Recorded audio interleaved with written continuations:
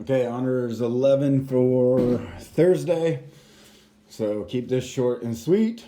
So our previous assignment was the boarding house essay. Hopefully you were able to tack on a few more sentences there. So double check that maybe before you turn it in. Please make sure it's also double spaced.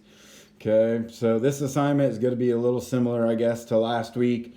I don't need any quotes or anything like that. Just relate what happens in the story.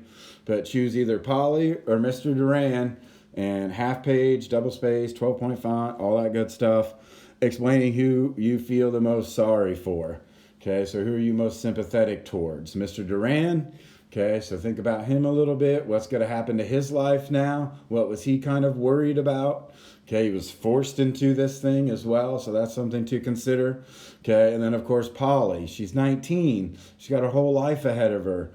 Mr. Duran, he seems like an all right guy, but he's probably a generation older, and they probably don't have a whole lot in common besides this baby on the way.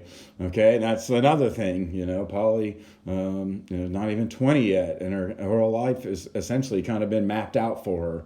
And she really can't wiggle out of that, because if she weren't to marry him, both of them would be kind of scandalized in one way, shape, or form. I mean, obviously back in the early 1900s, that was still frowned upon: sex out of marriage and having a kid out of wedlock. Okay, so just some things to consider when you're choosing one of those two. All right. Again, if you have any little questions about what happened in the text, let me know. Some of it can be a little hard to pick apart, but both of them kind of got railroaded by Mrs. Mooney.